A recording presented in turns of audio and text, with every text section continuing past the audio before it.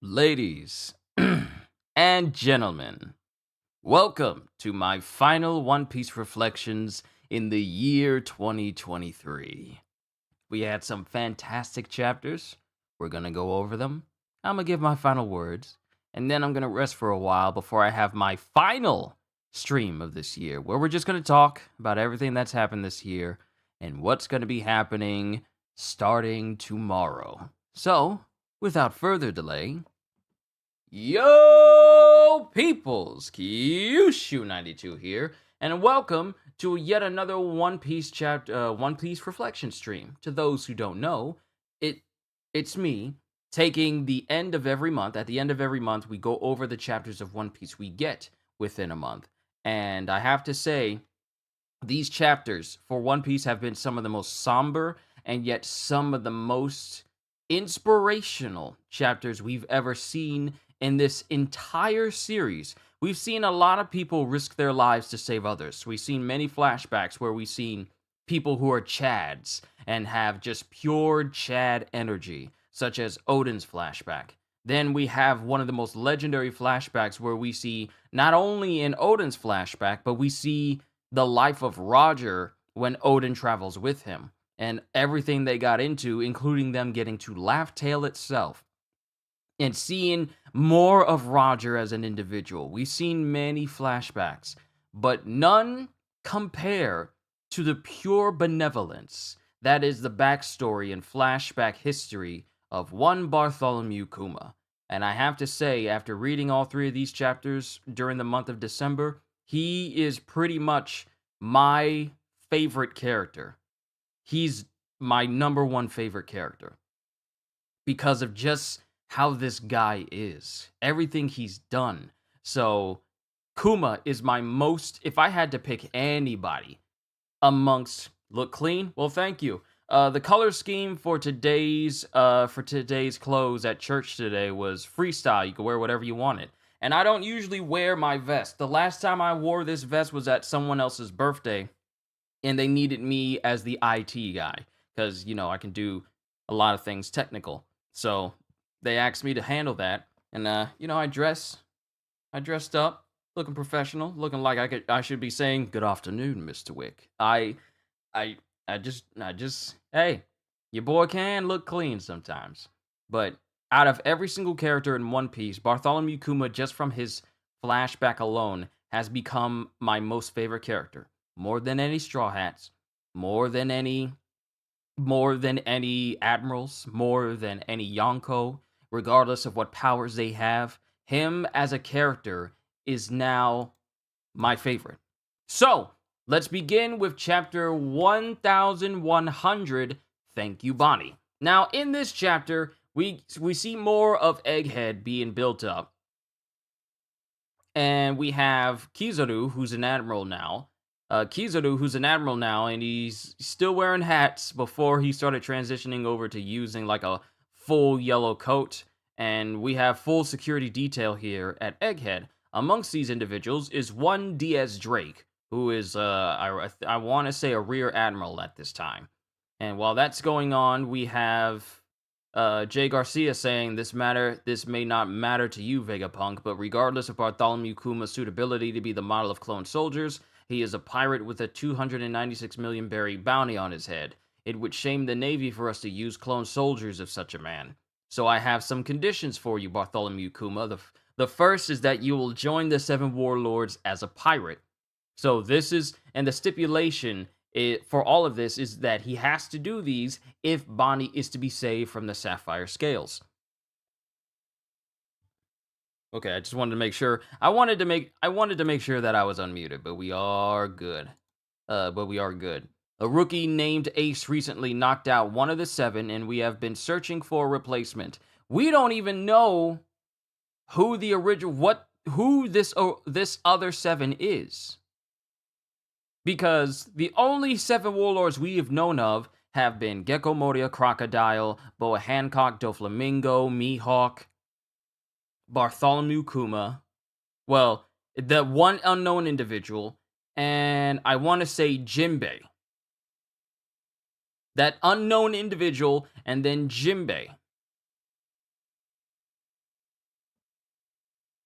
Because if I go forward a little bit in history, if I go forward just a little bit,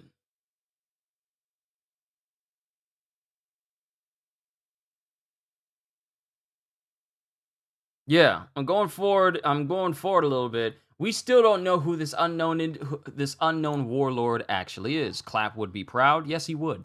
He would absolutely be proud of his son, upholding holding the ideologies of the Buccaneer people, and just the whole his whole lineage just based around Nika.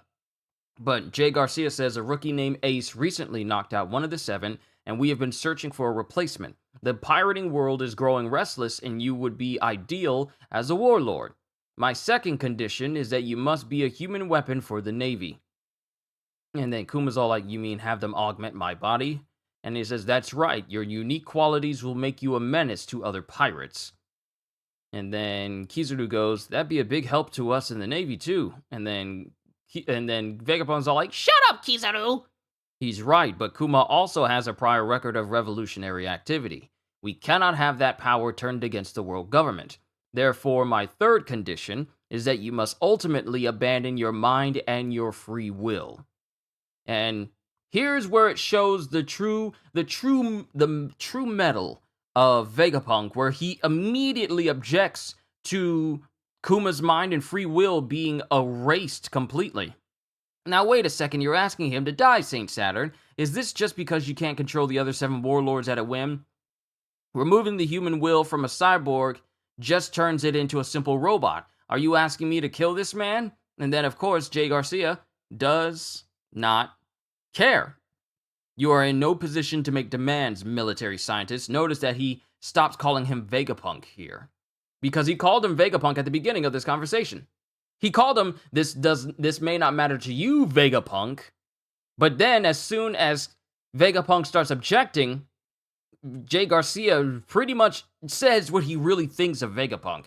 Sure, I'll call him by his name, but what he is a tool. He's a military scientist, and he says, you are in no position to make demands, military scientist. These are my three conditions to have your daughter's life saved.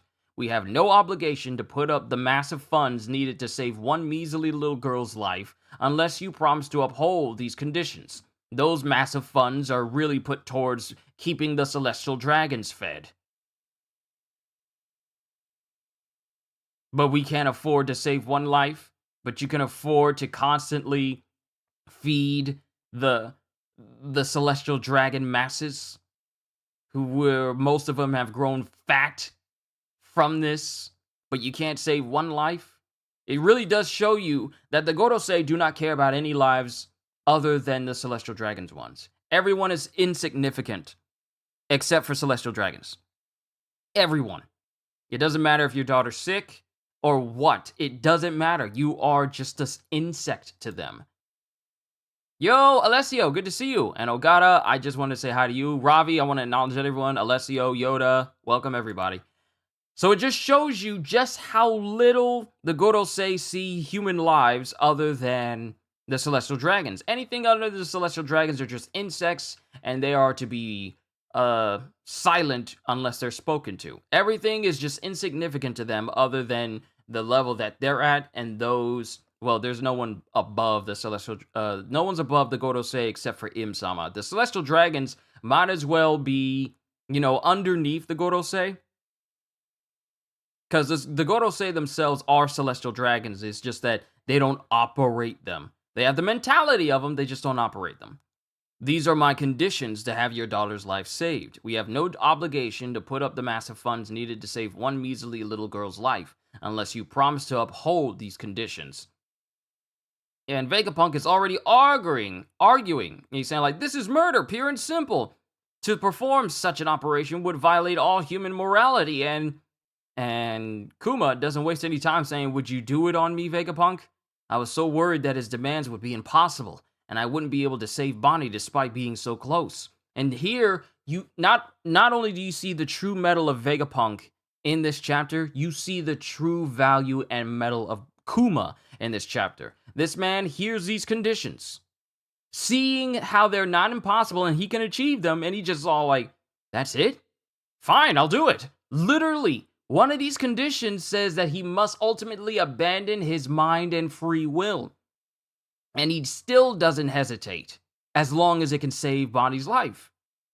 And this shocks Vegapunk, as Kuma's crying, saying, "Thank you, I will gladly accept any fate if it means curing Bonnie's disease." And even Kizaru is tipping his hat like, "Wow, this guy." And Jay Garcia, he doesn't care. He just has that same blank expression on his face. Well, at least his Denden Mushi does. And then Jay Garcia is asking how long will it take for the augmentation to happen, saying like, for Bonnie, half a year to treat the sapphire scales and another full year before she can go outside safely. That's a year and a half together. For Kuma's procedure, 2 years at the least. And then Jay Garcia continues to let everyone know that he's a horrible piece of something, as he goes, "Think of your daughter as our hostage. Once she is cured, you will no longer have any reason to obey us. But we must be..." And then Kuma says, like, "I'm not going anywhere." And Kuma's not the type to lie. He's not the type to lie a lot. He only did it for Bonnie because he didn't want to let her know the state that her body was in. But he did that to protect her. Here, I mean, he doesn't have any reason to lie if it means saving Bonnie's life. And he says, "I'm not going anywhere." But Jay Garcia, "But we must be certain the world government will take custody of her after her treatment. Her freedom will be granted only when you have fully lost your free will. She will be free once we are sure that you have completely lost your mind. Once you are just a blank, soulless machine, that's when we'll let her know. Only when you have no way to consciously object to us will she be free." And then Vegapunk says, "Then Kuma and Bonnie will never see each other again once she's better." And it would seem so. Jay Garcia does not care. He's saying it so casually, but he doesn't care all the same. While Kuma is undergoing the augmentation process, he will reign over the seas as a warlord. You will be forbidden from contacting your daughter or escaping after the procedure. If you violate that order, your daughter will be turned into a slave. And I don't think Jay Garcia realizes that if anything was violated, Kuma would make sure he gets to Bonnie before any of them could. See, the reason why they fear Kuma so much is not only does he have a hardy body, but he also has a ridiculously strong devil fruit. Even for a Paramecia type, it's ridiculous how this man has the power to deflect anything. Anything. Whether it's a physical object or even something that you can't physically hold, such as fire or even emotion and pain. He can literally repel that if he want to. So if you try to launch anything at him, all he's got to do is just deflect it and it's gone. Or it goes off in another direction. So my thing is, Jay Garcia is so nonchalant in thinking that this is just going to go so smoothly. Wait, what's going on? I look good? I do? Well, thank you. Hmm.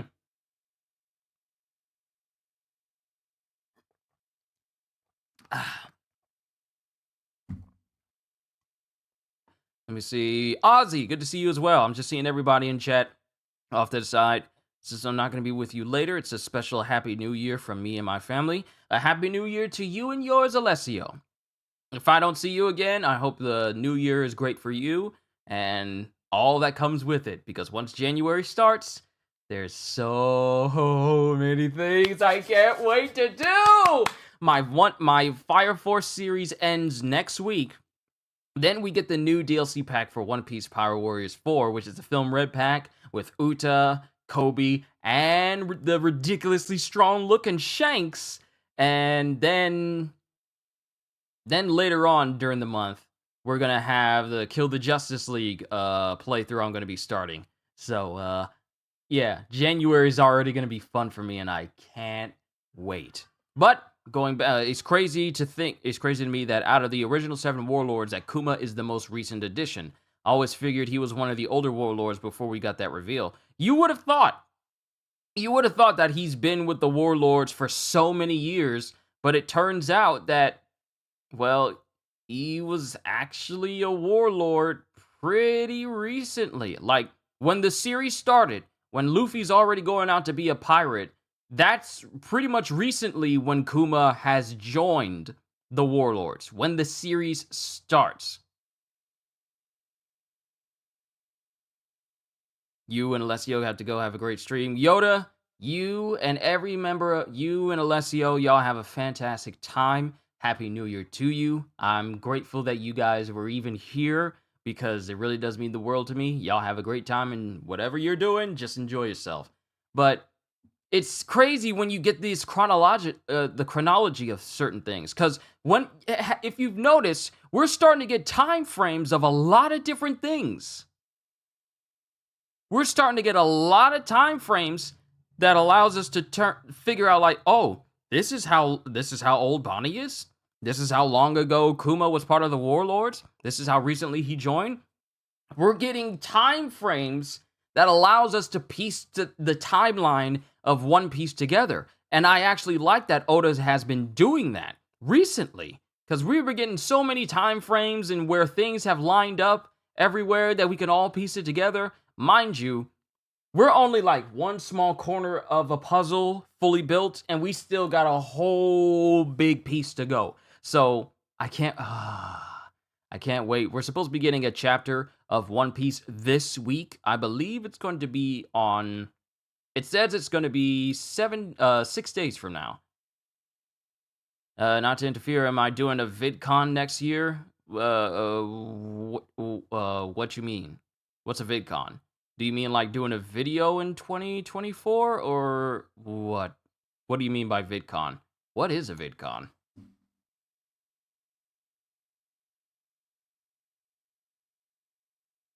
Oh, VidCon. Oh, okay. It's an actual event. What is this? I never knew about this. Well, I think I have, but I never looked into it. VidCon is an annual convention for influencers, fans, executives, and online brands. The event primarily features prominent video stars from across the internet. I can't say that I'm going to be a part of VidCon. I mean, I feel like my channel's big, but not big enough for me to be either invited or, for me to go all the way down to LA. So, cuz it's all the way in LA. It's literally on the opposite side of the country for me. So, I can't say that I'm going to go to VidCon. But I'm content being here. When is this supposed to be happening? Next year, it's supposed to be in June 26th to the 29th. Who knows? Maybe my channel will grow to enough size. Maybe my channel will grow to a big enough size where I can attend VidCon next year. I don't know. We'll see. Yeah, he joined like 3.5 years ago compared to Doflamingo, who was 1 for 10, Jinbei for 11, and Hancock 13. I'm not sure where the rest joined. And we still don't know who that one unknown member of the Warlords was that Ace beat. We still don't know who that one is. But going forward, we're told that Kuma's not allowed to see Bonnie at all, and saying, like, I will never meet with her, but I have one request. I don't want Bonnie to know about her disease, or the fact that she is being held hostage, so I ask that once Bonnie's surgery is done, she not be held in some drab government facility, but in the comfort of the church in Sorbet Kingdom where she grew up. If you promise me that, I will never go to visit her, and I will do exactly as you command me. And Saturn considers, and he says, very well. As long as she is under watch, it doesn't matter where. This should prove to be an interesting 2 years. The fact that he does, I don't know why he's saying it's going to be an interesting 2 years when all he sees is the end goal of Kuma becoming a weapon, and that's it. He couldn't care less about Bonnie being healed, because he's pretty much said so explicitly at the beginning, saying we don't have the massive funds necessary to heal one measly little girl. However, with you being the slave that escaped us, we're still going to make use of you by turning you into a personal weapon for us. So even if you escaped the hunting competition of the celestial dragons, we still have you, and now we're going to use you. Ain't it really twisted how even though Kuma escaped from the celestial dragons and the Gorosei, he still found his way right back to them. And now they put Kuma in a position where he can't leave unless he loses the one thing that means the most to him, which is Bonnie, who's so closely connected to Ginny, which is crazy when you think about it. Even after all that he's done to save lives, he still wound up being slaves to the very people. It's crazy how this man went into slavery as a child because they found out he had Buccaneer blood. He and his entire family were slaves to the Celestial Dragons. His mother died, then his father was killed right in front of him, and then he was a slave for who knows how long until they had that hunting competition where he was one of the things to hunt, and with the help of Ivankov and himself, along with the Rock's pirates just showing up suddenly, because apparently the Celestial Dragon stole their treasure, and I would dare say that the devil fruits that they had there, the fish fruit, model Azure Dragon, and the paw fruit, I'd imagine it's because of those. Even after all of that, he goes off, he leaves, he lives a pretty good life up to his teenage years. Then he joins the revolutionaries, and then we find out that Ginny has died because of sapphire scales, and it's a dormant disease in her daughter Bonnie due to her becoming a celestial dragon's wife. And now when she caught the disease, both Ginny and Bonnie were sent back down to the world below, and Ginny risked her life and exposed herself to sunlight in order to keep Bonnie safe. And then Kuma's taking care of her. But I say all that to say this, that even when this man was in slavery and he got out and he was helping everyone, he still found his way back there. It's just another, and this is another theme in One Piece where it's another twist of fate, where he just ends up right where he was trying to get away from. But he willingly, instead of him being forced into it, he willingly put himself in this position just to save the life of the daughter of the person he admired most. So it's a weird twist of fate how he ended up right back where he started, and in an even worse state after the fact, because technically when he was after the events of the Marineford War, he was then turned into a slave for the Celestial Dragons as punishment. Yeah, it was actually after he protects the Sunny that he is turned into a slave for the Celestial Dragons as punishment for keeping it safe. That's his punishment, to be a slave for the Celestial Dragons for protecting the Sunny. So, going through this, we see Kuma talking to Bonnie, saying like, yes, they found some disease in me as well. I need to undergo tests. Pretty much saying that even though he's going to be worked on as a cyborg, it's a reason for us to stay in Egghead. And then here, Vegapunk is going through the thought process of needing the original thought process of what he would later turn into a satellite. Then we see Kuma being worked on, the different parts of his body getting modifications, including that one shoulder pad that Zoro could barely dent through when they went to Thriller Bark. Bonnie being treated, Kuma and Bonnie sleeping, and then it shows cargo ships coming in, and Kuma's actually, and I didn't notice, but Kuma's actually helping with some of the construction as well. I didn't notice this, but the dude is large, so he's just carrying like one full massive metal pipe, one-handed, and Bonnie's on top of it. Everyone's eating pizza. Kizaru's eating pizza.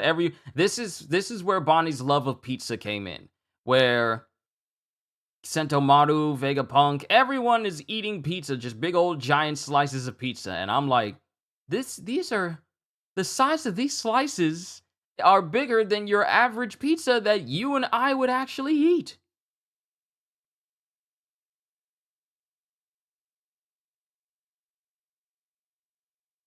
So it's like, these are some big pizzas, but they're eating it all. And then we have Kizaru. We have everyone dancing and having fun. Like, it's weird to see Kizaru dancing because he's the most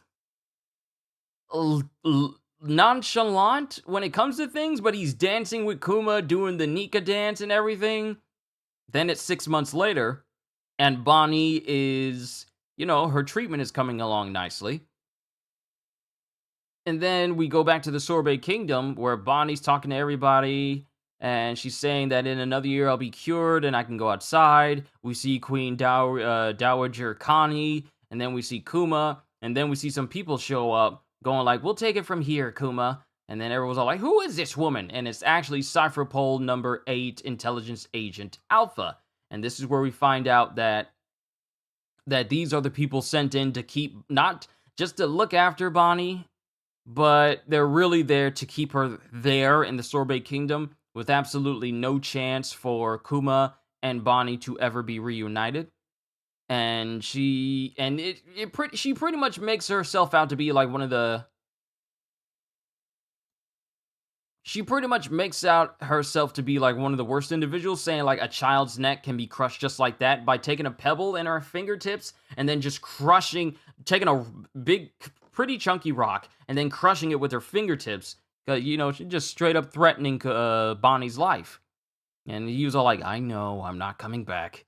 And Kuma says goodbye to her, saying like, "Thank you, Bonnie, thank you for being born." And as Kuma goes out, we get narration. They call this pirate a tyrant, but Bartholomew Kuma was utterly faithful to his orders from above. His presence among the 7 warlords terrified the pirates of the world. And here we have Sugar talking to Doflamingo. And then we have Robin at the time talking to Crocodile. We have Mihawk on his own. We have Alvida, who's, like berating Kobe, saying like, "Who's stronger, me or Kuma, Kobe?" Then we have Ace, while everyone on Whitebeard's ship is talking about Kuma joining. We get Whitebeard, we get Marco, we got Jinbei, we got, Teach, who before he became Blackbeard, and this is before he betrayed the Whitebeard pirates and, killed Thatch. Everyone's on the ship just talking about Jinbei. Hancock is listening to the news, but at the same time, she doesn't care, saying that she's never going to Central. Then we have Gecko Moria, who's sleeping with Perona flying around him. Then we have Dragon, who obviously knows the news. Sabo and Koala and Hack. And then it has Kuma writing a letter saying, "To Bonnie, I am writing to you at sea. It is difficult to travel now, being more famous, but I am doing well. How is everyone? While I am traveling the world, I'll find many places to take you once you've turned 10, Bonnie." And then we have other people coming in saying, "You have new orders from the government, Bartholomew Kuma. Where are you now?" "In the East Blue. What is your command?" And we see that Kuma is out to sea right outside of Fuchsia Village, the home of Luffy. And that's it for chapter 1100. Yo, Neil, member for 21 months. What a year for One Piece. Happy New Year. May we get more Crocodile cross-skilled for life. I'm going to assume she's Khalifa and Lasky's daughter. Possibly. I mean, she's Khalifa's sister and Lasky's daughter. Possibly. It's possible. It's possible. It's possible. It's entirely possible. But that's it for One Piece chapter 1100, really. 1100. And if I just go down here to the notes. So the short notes of it is, Saturn contacts Vegapunk and Kuma through a Denden Mushi provided by Kizaru, having been eavesdropping through their previous conversation. Being against secret deals between Marine and pirates, Saturn allows Bonnie Sapphire Scales to be treated under 3 conditions. Kuma must become one of the 7 warlords of the sea, must be turned into a cyborg to be used as a weapon, and must have his free will removed by Vegapunk. According to Saturn, an unnamed warlord was defeated by Ace a few days before this agreement, leaving a vacant spot in the group. Drake was present at Egghead during this meeting. Despite Vegapunk's protest, Kuma agrees on the condition that Bonnie will be kept safe at the Sorbet Kingdom. He is also not allowed to see Bonnie ever again after her treatment. Vegapunk speculates that it will take 1.5 years to fully treat Bonnie, and 2 years to finish converting Kuma. After Bonnie is treated of her disease, a CP8 team led by Cypherpol Agent Alpha poses as Bonnie's medical overseers to covertly keep her hostage. Kuma is seen approaching Fuchsia Village in the East Blue, where he receives an undisclosed mission from the government. Now, if I pull up Alpha, it doesn't say anything except like slim, curvaceous woman with light colored hair and sporting glasses and lipstick, wears a typical nurse outfit with high stockings. Overall, she greatly resembles Khalifa. And this is noted here because, yeah, this is just one of the things that they note here. Alpha's appearance and name resemble Khalifa, a fellow Cypherpol agent that served in CP9 and later CP0. Additionally, Khalifa's father Lasky is also a former member of CP9, with the family noted to be a kind of thoroughbreds. However, any connection between Alpha and Khalifa's family is currently unknown. It's currently unknown. But with all the things that happened in this one specific chapter, how many chapters are there? There's 3 chapters for the month of December. I don't count like early scans because those are just early translations, and I much prefer to wait on the officially released chapters. So we only got 3 chapters in December. But with everything, this just shows you how much the character of Kuma, where even when faced with all these choices, he still puts the life of Bonnie before his own. Even the prospect of him losing all of what makes him human, he's willing to put all of that to the side just to make sure that Bonnie is safe. That's how much he values her life, more than his own. Literally one of the most benevolent individuals to ever show up in One Piece. More benevolent than Fujitora. The dude is literally a pacifist at heart. So, that's it for chapter 1100. In 1001, titled To Bonnie, we go 3 years ago to Mount Corvo in the Goa Kingdom in the East Blue. Mind you, this is not a long time ago. 2 years ago was when we had the start of the story. An additional year is before the start of the story with Luffy. Literally a year before this series started, we're here in Mount Corvo in the Goa Kingdom, and Kuma is watching Luffy. He's just watching, and then we see this flashback that Kuma actually questioned Dragon about whether or not Luffy is his son.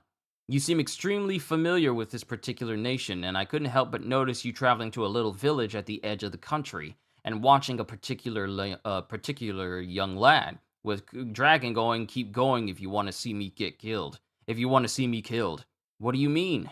Children are a vulnerability for any parent. And seeing as how this is not only a touchy subject for Dragon, but Kuma can understand, he backs off. "Pardon me, I'll forget everything I saw." And while he says this, he still watches Luffy. And Luffy's training. Even at this age, he was training. Because he's actually using Gum Gum Axe. And which is something he would very much later use in life during his fight with Arlong. And, helping Nami. Not too far off from this point in life. And he's watching Luffy train. And then then all of a sudden, actually, Kuma almost gives himself away because his Denden Mushi starts ringing, and then he immediately pops away. And since his ability to appear from one place to another is pretty much almost instantaneous, he just disappears from sight, and that keeps Luffy on his toes, all like, "That was weird, I felt something that made me shiver.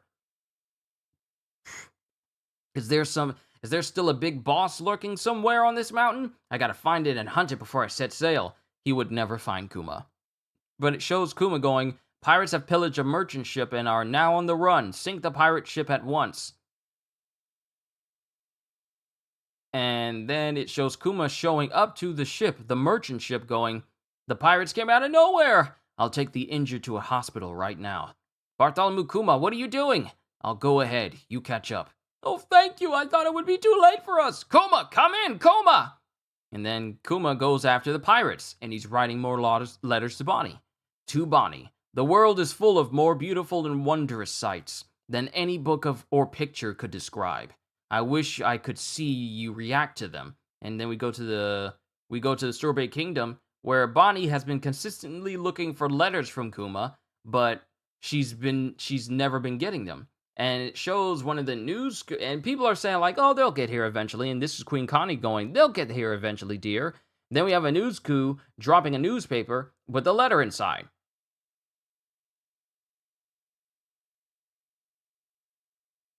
And then we have Alpha, who takes the newspaper, gives it to one of her subordinates so they can drop it in the post box, but she keeps the letter for herself.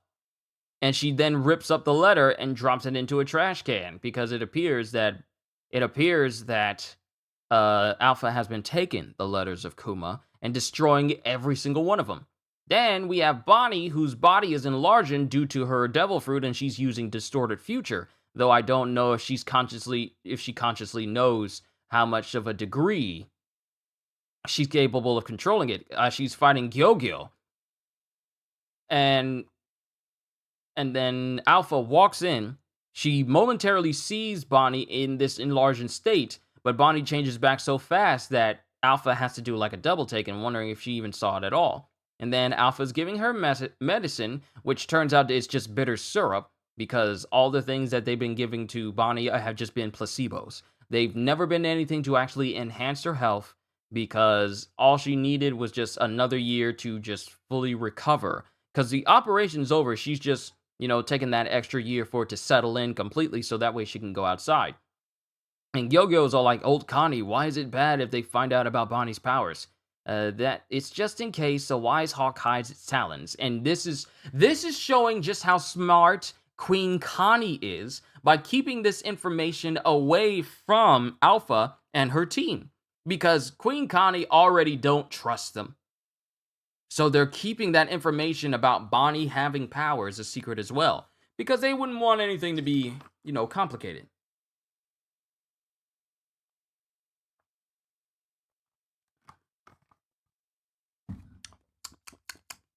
So now we get back to Egghead, which doesn't have Punk Records yet, but it's still going.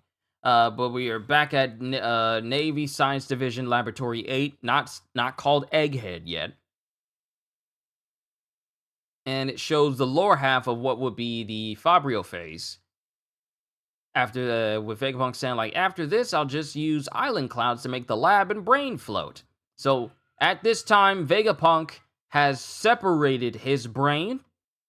He separated his brain and has started to turn it into Punk Records. But he's not at the level where Punk Records is floating on a upper half of Egghead quite yet.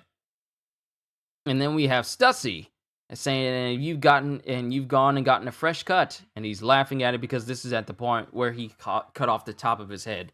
And then we have Kuma going, "What does it mean to lose my free will, Vegapunk?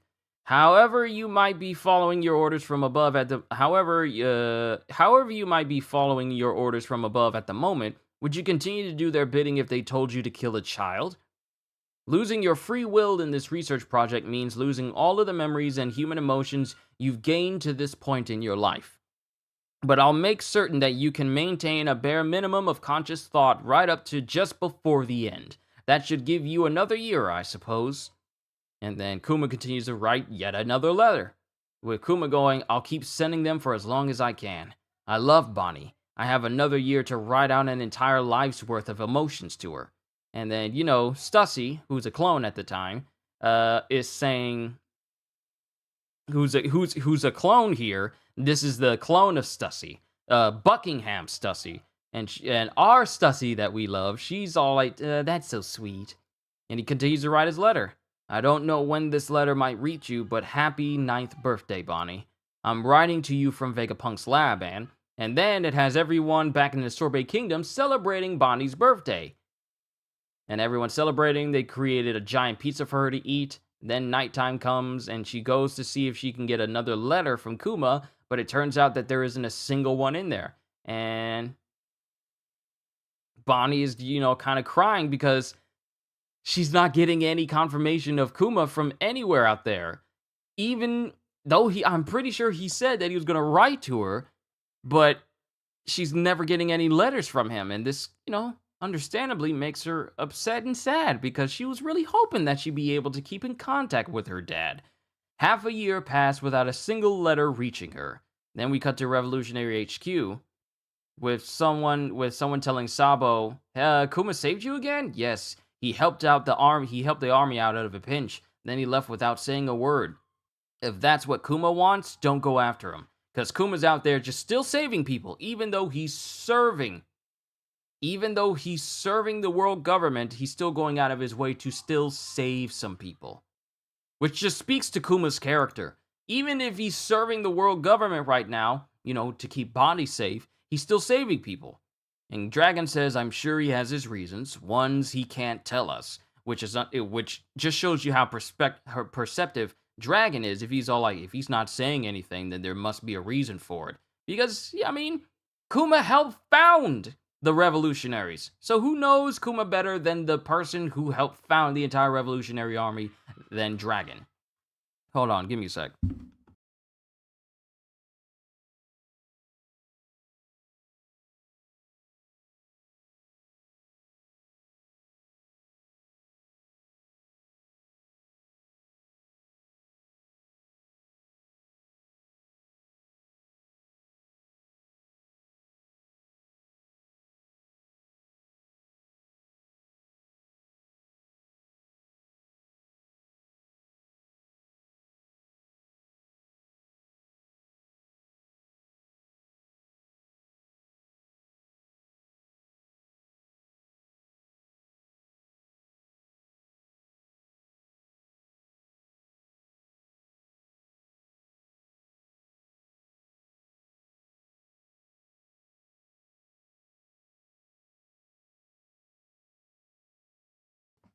Hey, Denim.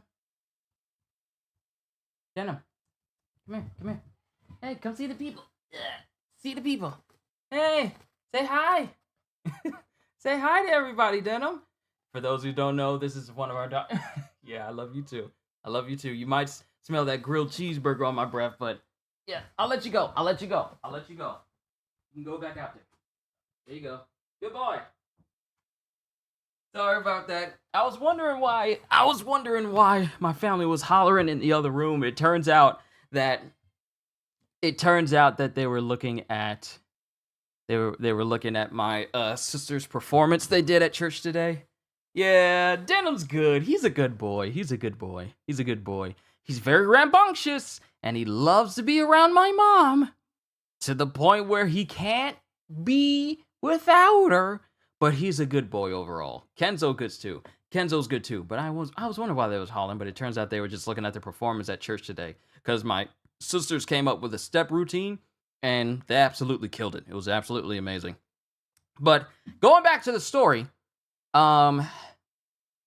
we see Bonnie after Dragon says, I'm sure he has his reasons, ones he can't tell us, which I said, it shows you how perceptive Dragon is, so he doesn't press the issue. Then we have Bonnie saying, look here, the stones are completely gone. I want to go outside now. And then, Alpha saying, you can't, Bonnie. We're under instructions to care for you until your 10th birthday. Liar, Vegapunk said I'd be better in a year, and it's been a year now. You still can't. And then it shows Queen Connie going, Alpha and her ilk are secret agents of the government. Huh? Shh. They were drinking in town and someone let slip that your disease is already fully cured. I don't know what else they've got writing on this, but it makes no sense that they keep you locked inside for another half a year when you're all healthy now.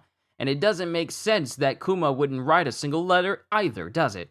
Yeah, I've already told the men about this. Go to the harbor, Bonnie. Go to sea and find your father. I can see him? Gyo-Gyo and his crew aren't ordinary fishers. They're legendary ruffian fishers who strike fear into pirates and beasts alike. They'll help you reach Kuma. Then it shows Queen Connie leaving, saying I'm off to the palace. Okay, take care, ma'am. And it turns out that it's actually Bonnie going, I'm outside. There's dirt, grass, sky, sun. And then it has people whispering, going Bonnie's walking in the light of day. It's a miracle. There is a God. To think this day would come. And as that's happening, Bonnie starts to run, now in her child state, running toward, because she made herself look like Queen Connie, which is something we got a preview of during when we first learned that she had the age fruit. But now she's back in her child state going, Yo, Tots, potato, look, I'm outside. And then what happens is Alpha starts screaming, saying like, where's Bonnie? I just saw Queen Dowager Connie outside. What's going on? It's me, Bonnie. Don't lie to me. And then using a ship that makes it look like a whole assortment of different foods and whatnot, because one of them says, we decorated the ship like a pizza. They set sail, and Alpha already starts to try and catch up to them. And she starts using, Soru to fly in the air after them, saying, like, if you attempt to escape, I have authorization to use non-lethal force to subdue you and bring you to justice. This makes it much easier. Accomplices may be eliminated, because she intends to kill everyone else on board, except for Bonnie, and bring her right back. And then Bonnie's thinking about when she talked to Kuma before, saying like, hey daddy, what does Nika look like? Well, no one really knows, but... Distorted future! Bonnie? It said his body had properties like rubber, and he fought however he fancied. Nika-like future! And then Bonnie uses her powers to not only use distorted future, but a variation that makes her body akin to Nika, akin to how Luffy was in his Gear 5 state, bending and curving her arm and enlarging it just like Luffy would do in his Gear 5 state. And in this process, she punches Alpha completely in the face, knocking her out, sending her careening into the ocean, with the ending subtitles being, the escape of Bonnie the hostage was relayed to the government at once, and eventually, the fishing boat in search of her father transformed into a pirate ship in the New World, much like Luffy's, where it shows Bonnie in a much older state here, the state that we would normally see her in, at the end of this chapter. So Bonnie will already set out. The thing that got me was how Bonnie achieved a body akin to that of Nika. That's the thing. Because if we go to the notes, as Kuma watches a 16-year-old Luffy train in the Goa Kingdom, he remembers a conversation he had with Dragon while passing by the island years earlier. It was from this conversation that Kuma learned about Luffy being Dragon's son. As Kuma continues to work for the world government, he writes numerous letters to Bonnie. Unbeknownst to them, these letters are intercepted and destroyed by Alpha. As Bonnie remains in the church for treatment, Connie urges her to keep her powers hidden out of suspicion against Alpha. Before her 10th birthday, Bonnie is fully cured, but Alpha refuses to let her outside yet, claiming Bonnie is still ill. Connie discovers that Alpha is a government agent and concocts a plan to help Bonnie escape.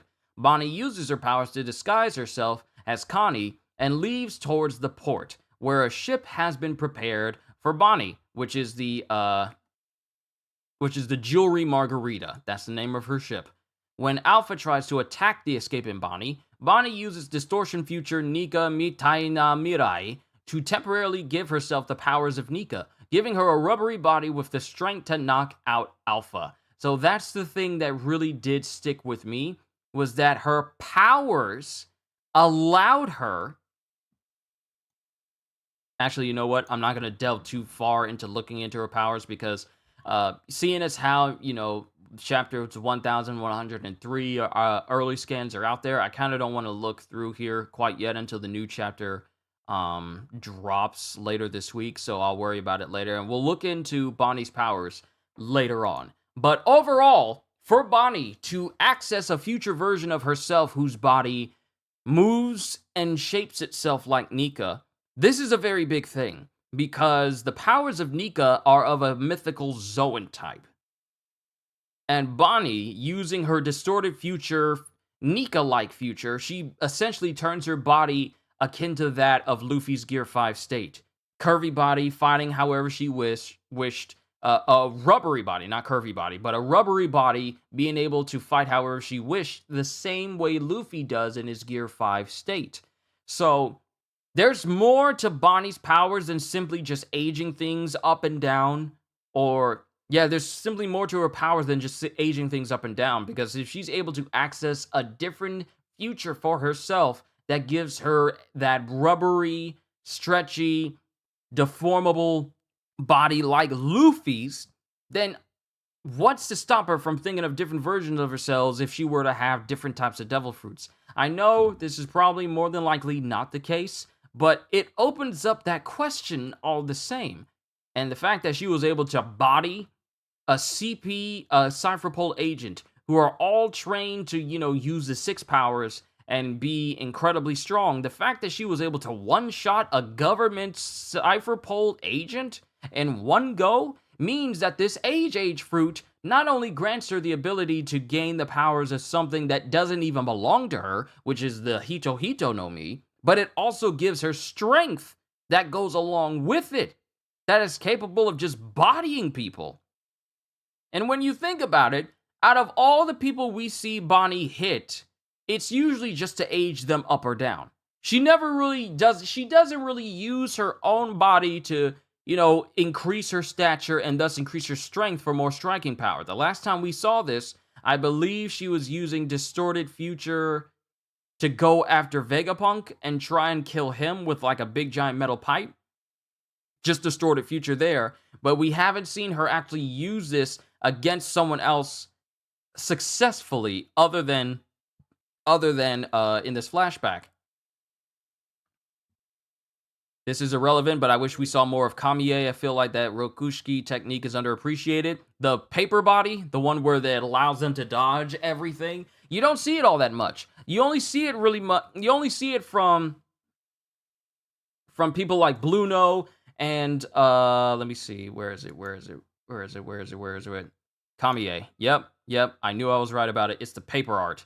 Paper body.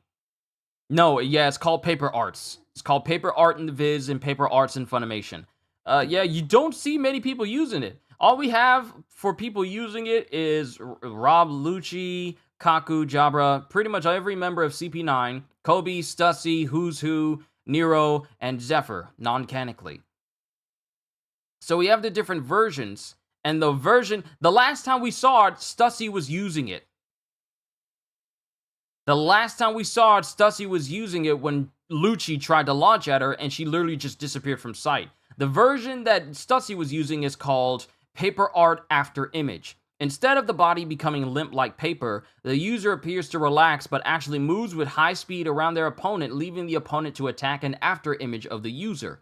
Now, we've seen different variations. We've seen Lucci's Life Return Paper Art Fighting form for Lucci's Leopard state, and then his Life Return Release and Life Return Terminate, which makes it so that he can cancel it out and return to his larger beast form. And then we have Fukuro with his Paper Slime or Paper Art Slime, where he, instead of his body becoming limp like paper, it stretches and moves in ways slime or sludge would move in order to avoid attacks. Where Fukuro's body just moves cartoonishly around things, but Stussy was the most recent part.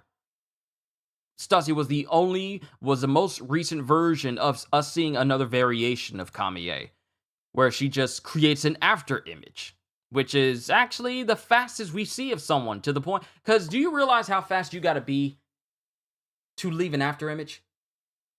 Do you know how fast you have to be to leave an after image so believable that someone attacks it and you're already behind them?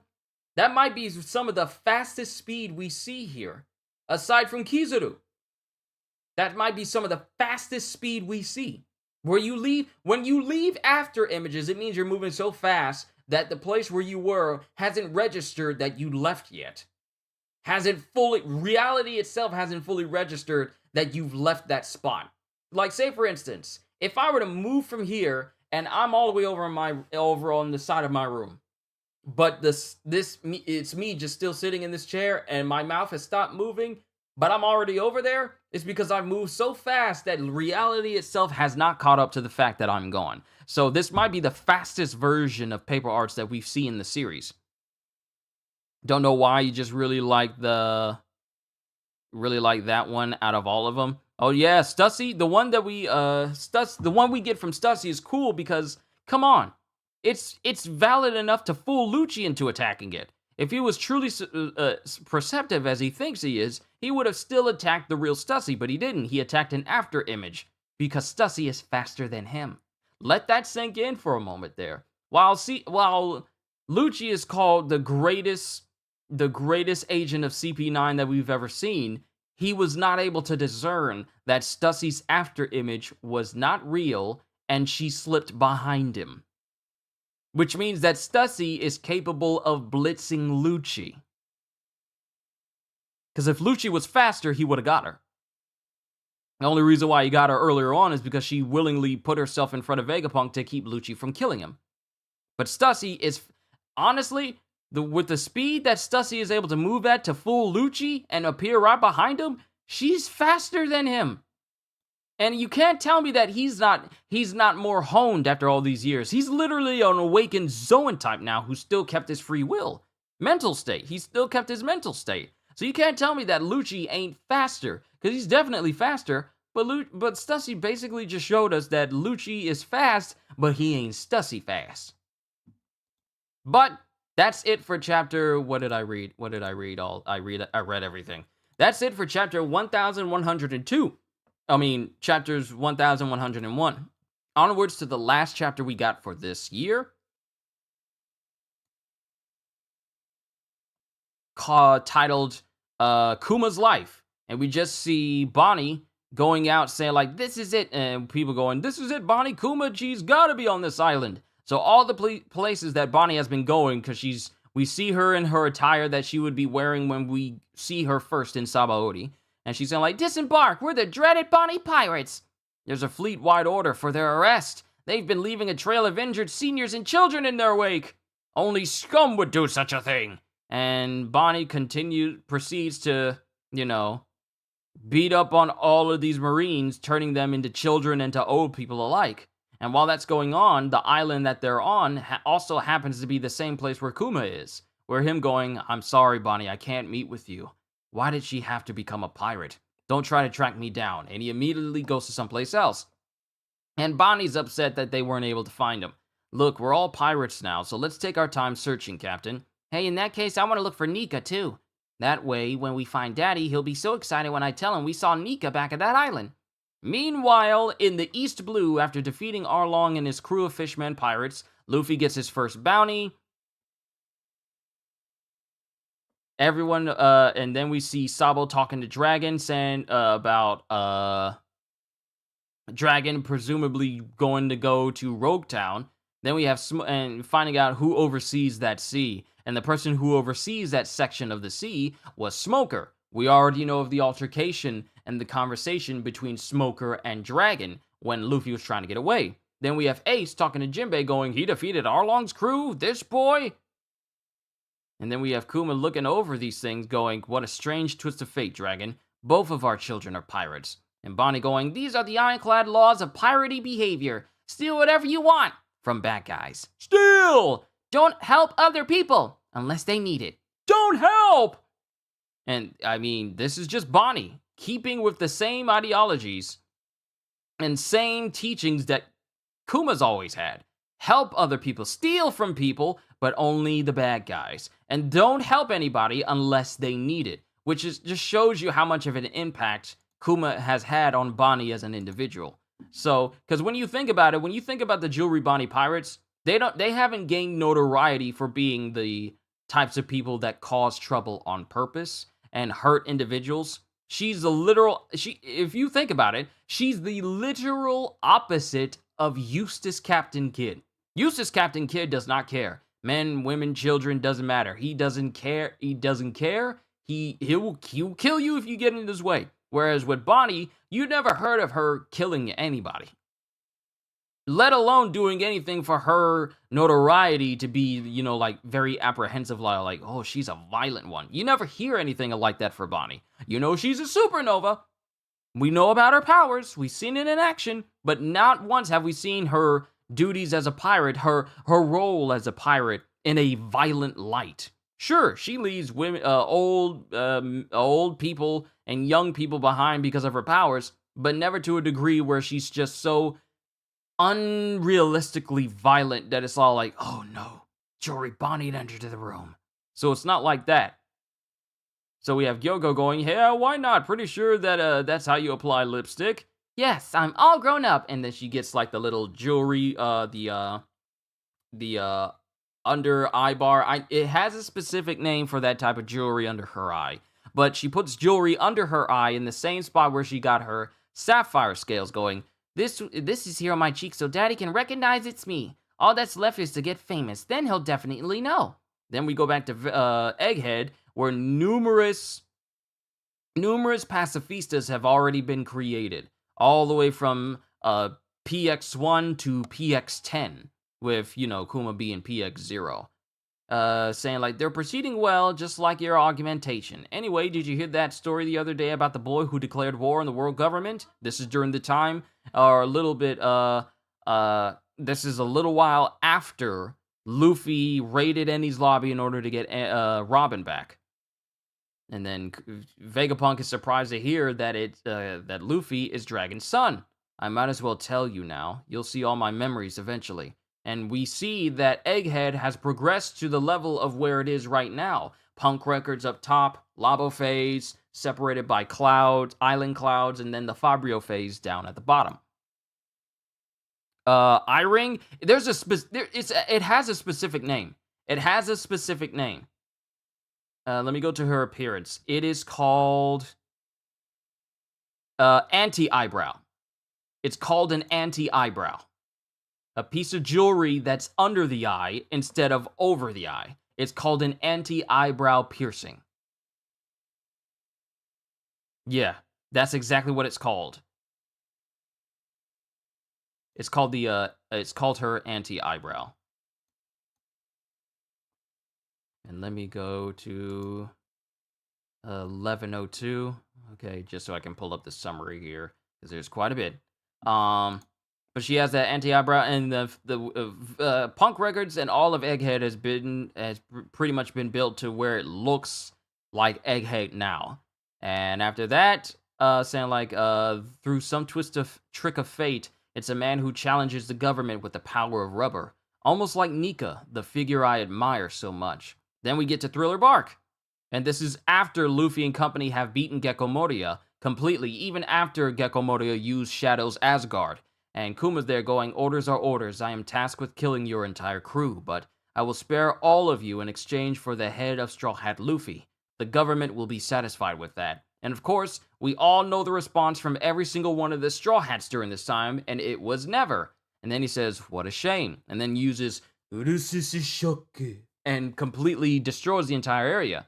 Then we know the events that happen later. Zoro is the one who confronts Kuma. Kuma takes out all of Luffy's pain, even noting saying, if you are truly taking his place, then you must accept his agony.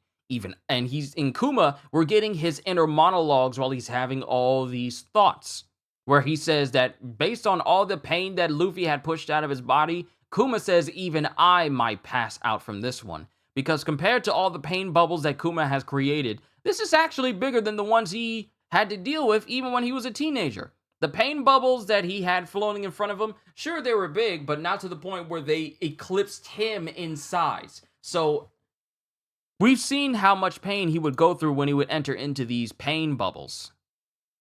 But the one out of Luffy during all the fighting he had to endure, during Thriller Bark, he says even I might pass out from this one.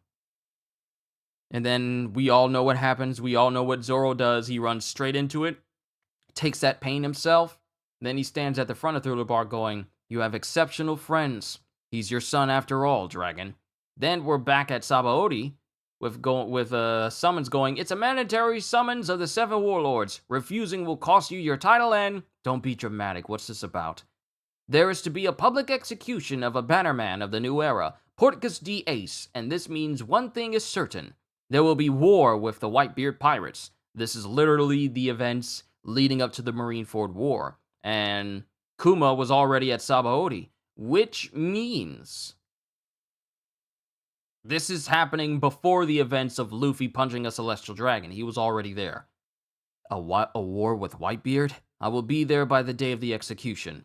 And we get to Sabaody, and this is when we first get introduced to Jewelry Bonnie. She's literally on a table eating food, and Kuma is actually able to see Bonnie after all these years, albeit peeking his head in through one of the windows.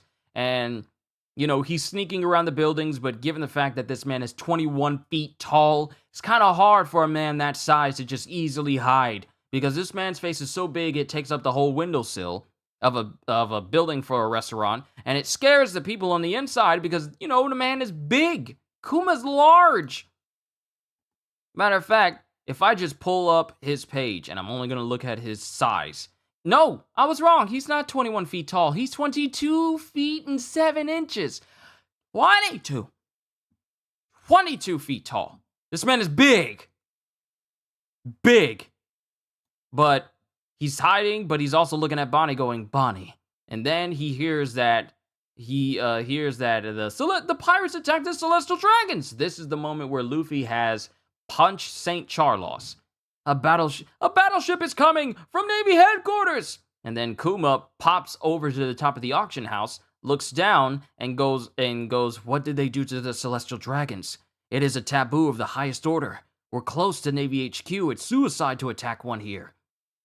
And he sees the Straw Hat crew inside this auction house. This is before Rayleigh came in. This is before Rayleigh came in and knocked out everyone else. And he sees that St. Charlos has been punched with the beautiful indention still embedded on his cheek. We see Zoro, Sanji, Hachi, and Luffy after having punched St. Charlos. And this is also when Usopp came in and fell right on top on what is this? What is St. Charlos's dad's name? Because it also shows Usopp falling on top of him. Saint Mark? No, not Charlotte St. Mark. Okay, let me just pull up Charlos. Rosward.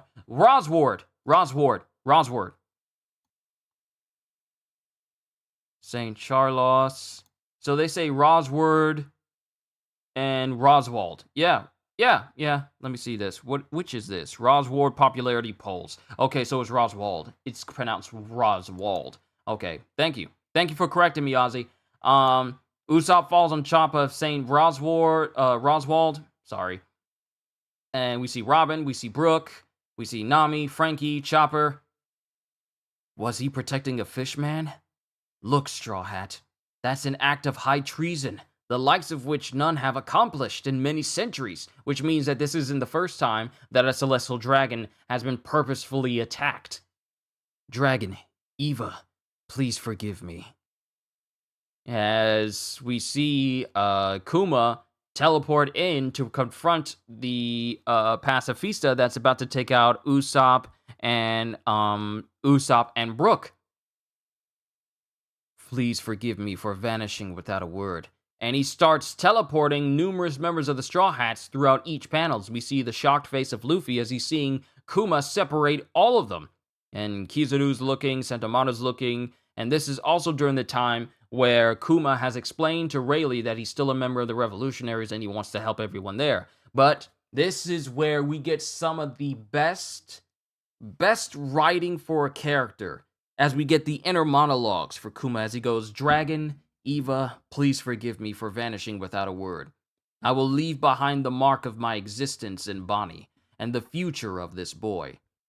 And then we see Luffy crying, saying, I couldn't save any of them. And this is Kuma, his inner monologue, where he's saying something to Luffy, but in his mind he's going, that is not true. This is just the level of the new world. It is too soon for the likes of your crew. Don't come here yet. One day in the future, you will be the man who saves the world. And this is also the same time where he tells Luffy, you and I will never meet again, and then proceeds to poof him away. And that's when the entire Straw Hat crew were utterly and completely defeated by one man. So we get back to Egghead, where we have Vegapunk screaming, a self-destruct switch? How afraid of Kuma are you anyway? You are the one who turned him into a terrifying human weapon. You're at the very top of the authority hierarchy. But if he goes out of control beyond the range of receiving orders, who will stop him and how? Don't argue with me, Vegapunk. You're just a lowly hired scientist. Then in exchange for doing that, let me retain a little willpower from him.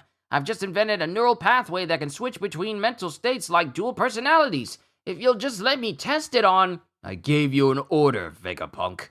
You will not leave him any free will. I too am a scientist. You cannot deceive me. So my thing is, just don't tell him you got something. Just don't tell him. Best way to deceive a scientist is not to tell him anything at all.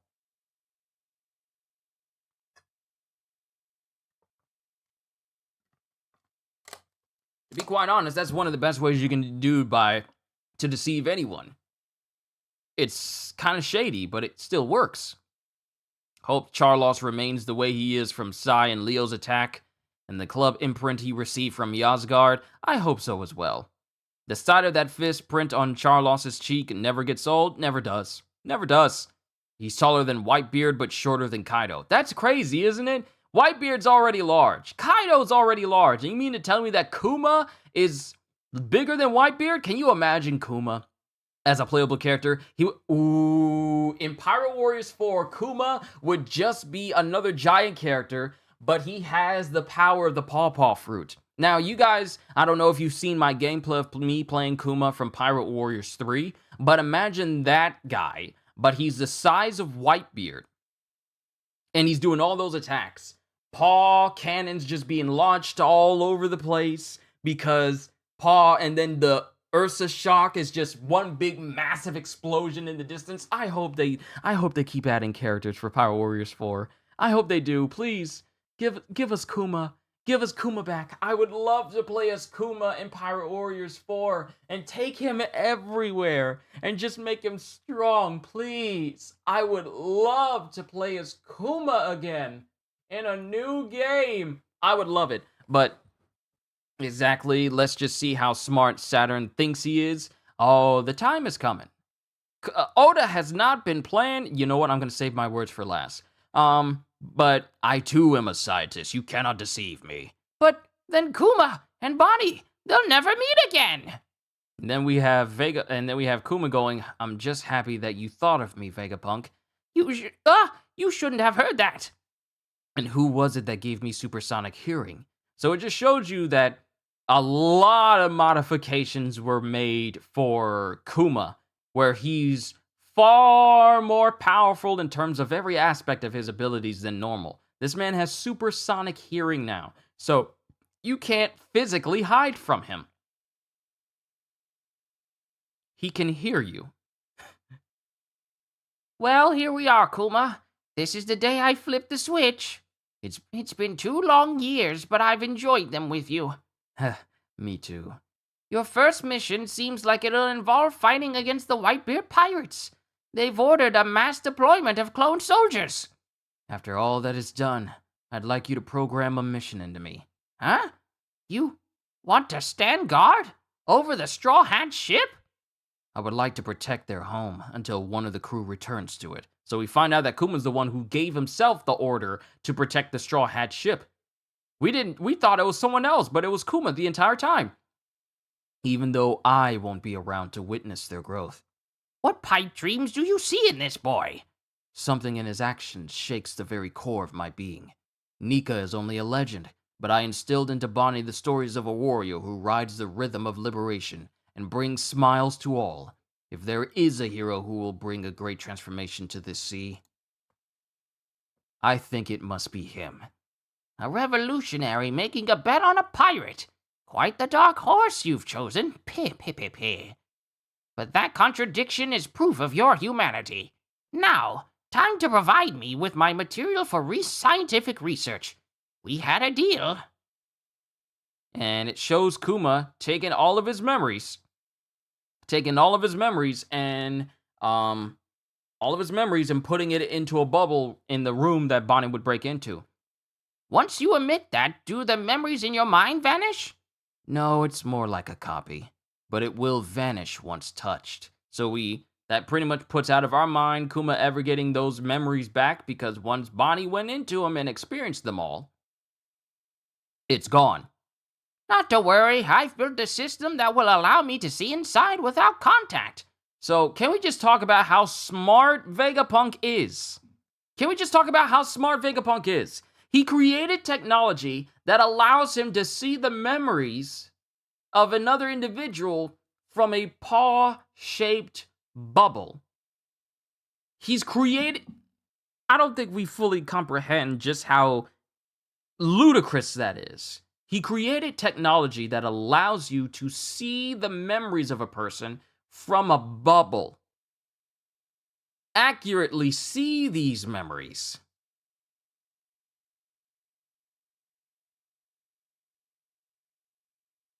See, when he said like he reversed and all of his reverse engineered stuff comes from stuff he learned from the from 800 years ago, like all this stuff that we're learning about Vegapunk, and we're finding out that this stuff is from this type of technology is 800 years old.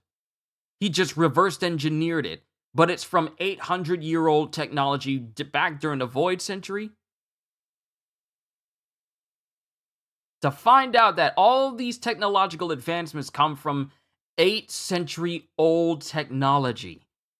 And it still amazes me how so capable some of these things are in terms of technological and futuristic design. Like, a machine that allows you to look at another person's memories from something that could... From a bubble! That's crazy to me. But, continue on. We're almost done. We have Kuma laying down as his head gets hooked up to this machine to basically wipe his mind of everything that makes him human. He goes, "So that's my life. How much of a nuisance was I in the end?" "Well, what is a life but being a series of nuisances?"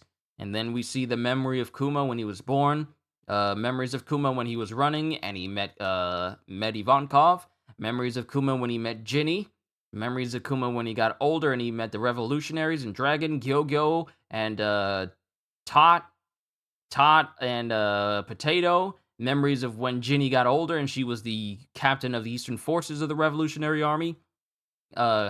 Memories of Bonnie when she was born and she was a baby. Memories of Kuma as he got older in life. With Vegapunk going, "She'll survive. I'm so glad. Thank you."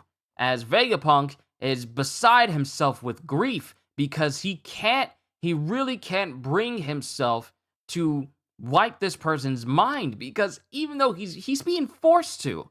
So Vegapunk goes, "Your death is a nuisance to every person who's ever known and loved you. Listen to me, Kuma, and listen good. You are a hero to Bonnie and to us all." And then Kuma, who has not lost a single smile on his face, goes, "Thank you." Say, Vegapunk, "Yes, I already know." "Thank you for saving Bonnie." And then Vegapunk, heartbroken, flips the switch, and we see Kuma undergoing this process. And as this process is going, that one smile, Kuma was smiling the entire time, right up until Vegapunk flipped the switch. And that's when Kuma's smile, his genuine human smile, turned into the cold, lifeless face he would later have the next time we saw him. Especially, and this is pretty much before the events of the Marineford War, where his whole expression would just be completely and utterly just stoic, cold, robotic even. "Thank you for saving Bonnie. If you should see Bonnie, would you pass on a message for me? Tell her I wish her a very happy 10th birthday." And that's when we start to go a little bit more into the present, not immediately to the present, but a little bit more into the present, where we see what happened when Bonnie finally stopped seeing Kuma's memories. She's just left heartbroken and just crying, seeing the memories of the man she called father. Not just the memories of her time with him, but his entire life and everything that he went through. And you know what that tells me? Given how she grew up, can't count how many big-time reactors I saw crying reading these last pages for this chapter, especially the final panel. Brago, Jada Legend, Keen Recon, wow, Joy Girl, Randy Troy, etc. Am I the only one who wasn't crying? I understand the effects of it. Maybe it's because for me, emotionally, I've been kind of desensitized to crying a whole bunch. So I understand the gravity of it. And truly, it's one of the saddest moments in One Piece history. But for this man to go out of his way to, like, hey, I know I'm losing my mind and all my free will, and I'm never going to be the same again. But if you ever see her again, can you tell her I wish her a happy 10th birthday? And it's like, this makes Kuma the greatest father figure in all of One Piece, the most benevolent figure in all of One Piece. Everything he did the moment he had Bonnie in his life. Don't think Roger cried, but until this is animated, everything that Kuma did in his life was patterned off of his hero, Nika. Even giving himself over to the world government to be experimented on and turned into a lifeless cyborg. He did it to save another life. Bonnie, the daughter of the woman he valued, and had he not been so apprehensive about being with Ginny based off of his own experience of of his whole family being found out to have Buccaneer blood, he would have been able to be with Ginny. They probably wouldn't have been happy.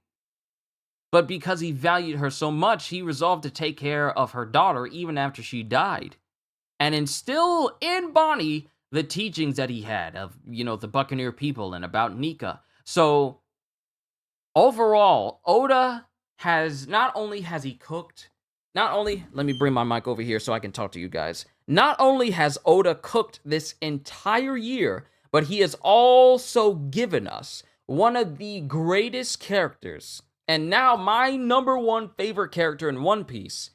We've got his backstory. It wasn't overly long. It wasn't overly bloated. We got everything we absolutely needed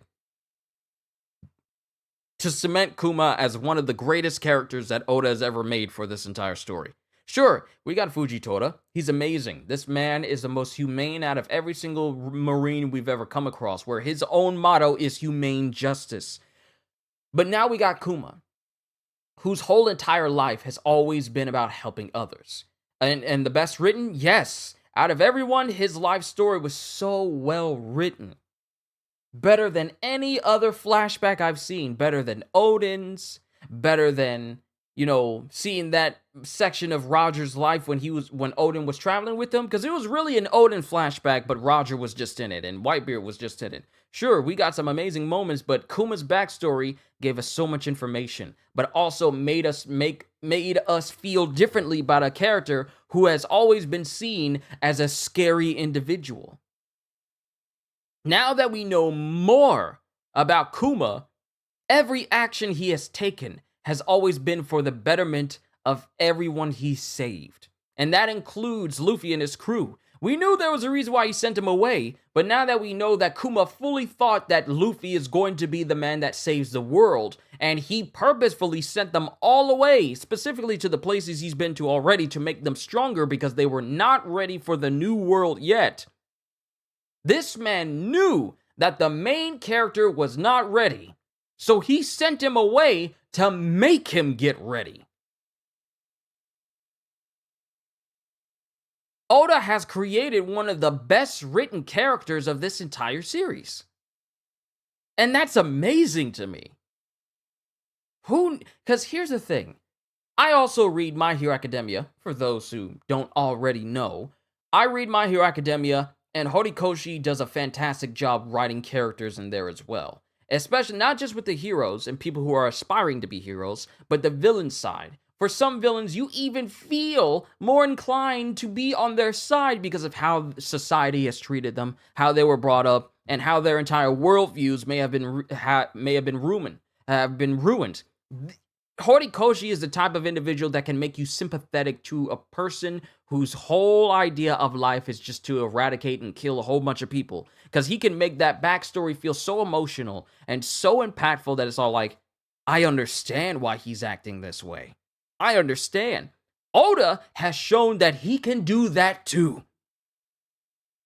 Clearly, when Oda wants to make a well-written character and give us his backstory in how many chapters? 6? I want to say about 6, maybe.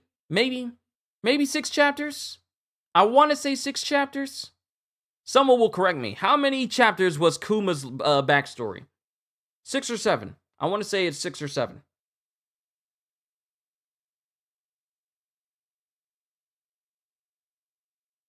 Oda has pretty much proven that he's capable of giving some very well-written character backstories for this. And to think that 7, okay, cool, 7 chapters was dedicated to Kuma's backstory. Remember the look Kuma gave Luffy when he was about to send Luffy, and although it's only in the anime, there was a sorrow look that Kuma gave. I'm glad we got that Kuma inner dialogue in the manga, because now when you look at Kuma in the anime, you can just think, this man purposefully saved Luffy because he knew it was going to help him. Started with chapters 1095. Thank you, Ozzy. I'm going to check it out later. Now we look at Kuma in a different light. Now that we know his life story, it's all, wow. This man stuck to his guns even though he was slowly losing himself. And at the end of it all, he saw in Luffy what the world needed. The world to be saved by Luffy in the future. So he sent them away to make them all get stronger.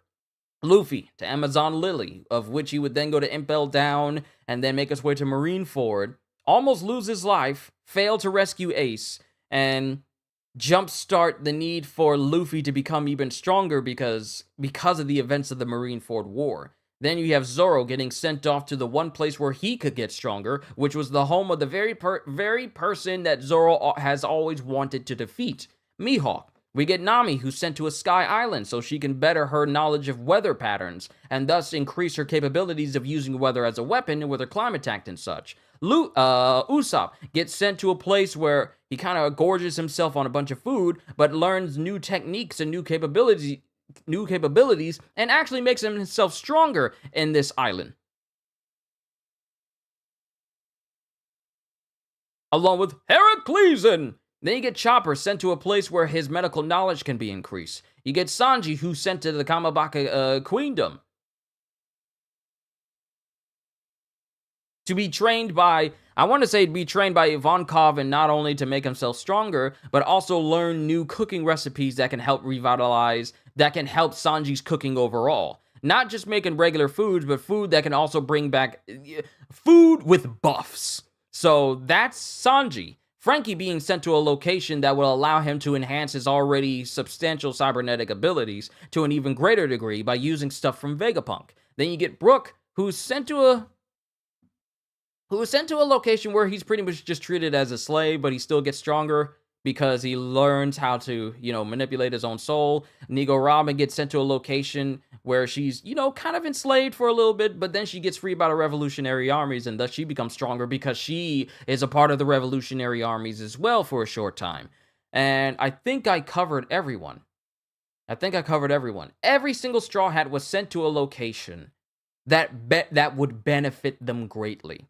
Because of Sanji's constant running from all the Okamas on the Kamabaka Queendom, it's enhanced Sanji's legs and also gave him access to being able to fly in the air with Skywalk, and thus access a stronger version of himself there. Everyone was sent to a location that benefited them for the new world, and Kuma knew this. He's the individual that says, like, nah, main character, you ain't ready yet, so I'm just gonna separate all of y'all gonna get stronger, y'all gonna reconvene 2 years later, 2 years of training, because Luffy not only got sent to a place where he didn't necessarily get stronger, but he showcased new abilities of which he would hone thanks to Rayleigh. Because of Rayleigh, Luffy got a better knowledge of Haki and became stronger as a result, to the point where he was capable of fully bodying a pacifista, which was something that neither he, Sanji, or Zoro were capable of doing 2 years prior.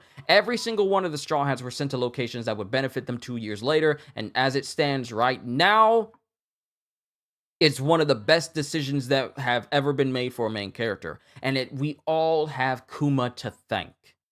Because if Kuma's mind did not have some autonomy, some free will left, we would not see Luffy get to where he is right now, or anyone else. They would have all been defeated, killed by Kizaru or any other person, and we never would have the entire rest of One Piece as we have it right now. It's because of Kuma that we have the rest of the One Piece story. It's because of Kuma that we have the time skip. It's all thanks to him. It's not just like happenstance, like, wow. It's because you can say it's because of Kuma that we got the whole time skip. You could say that in the past, but we never knew the real reason why we should be thanking Kuma. Now we know why we should be thanking him. Because he purposefully did it, because he knew everyone was weak. They were going to get scrubbed, and they were going to get worked. So he sent them all away to get stronger. It's because of Kuma that we can, still curious his logic for sending, that we can say that the Straw Hats are stronger. Still curious in his logic for sending Luffy to Amazon Lily. It worked out, but on paper it didn't sound like it at the time. Thanks to Kuma, the Straw Hats are like Saiyans. They get stronger with each battle. And every time Luffy gets closer to death, he gets stronger. This man is literally operating on Saiyan time, because the last time he was pushed closer to death, Kaido almost killed him, and that awakened the Hito no Mi. Every single time Luffy gets pushed to the brink of death, he just comes back even stronger. That's some Saiyan Goku, that's some Goku Saiyan nonsense right there. So it's because of Kuma that we are where we are in the place of the One Piece story right now. Every single person who has ever thought anything about Kuma, we should all be thanking him. And we should all be thanking Oda that Oda has given us such a phenomenally written character. So overall, after everything's said and done, matter of fact,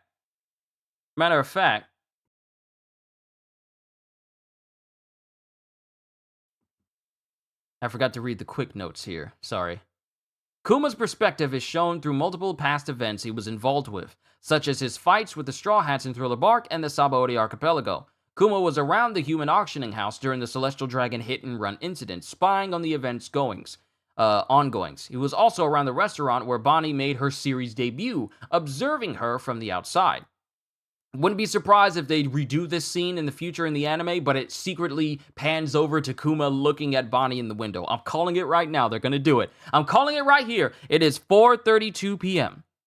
on the 31st of January in 2023. When they eventually animate this section of the story for Kuma, it's going to have Bonnie being introduced again, just like she was in Sabaody, but it's going to pan over and it's going to show Kuma looking towards Bonnie from a window, and it's going to have people who are eating food, and then they're going to notice Kuma, and they're going to have that face fault where they're surprised to see him. And then Kuma, he may look at them, or he may move away from the window, or they may even do it in a way where Bonnie looks over at the window, but she may not, because she doesn't do that in the panel itself. But I'm calling it right here. They're going to do that for Kuma.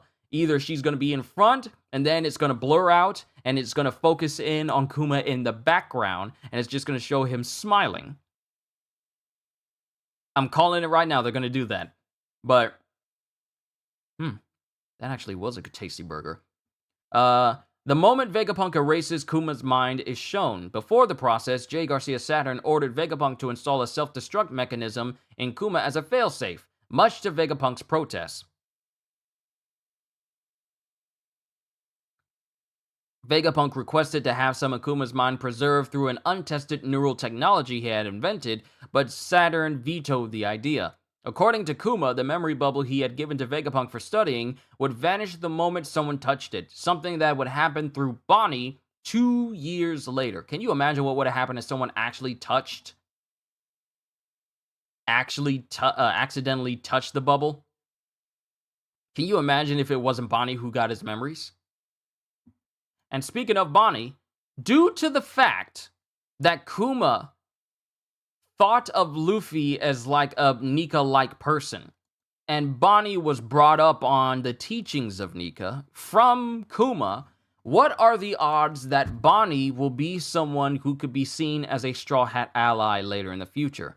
Because seeing as how Bonnie was raised on Nika and the knowledge of Nika, and Kuma, in his memories, of which she was knowledgeable of, because she looked at them all, knows of how much Kuma saw Luffy as like an individual like Nika, And due to Luffy behaving like Nika, especially when she's seen him in his Gear 5 state, what is to say that Bonnie doesn't become another supernova that looks to Luffy as a potential ally? Because frankly, this is the first time Bonnie has interacted with the Straw Hats other than Zoro. Because her first interaction with the Straw Hats was, to keep Zoro from killing St. Charlos. Because it would have made things awkward for everybody on Sabaody.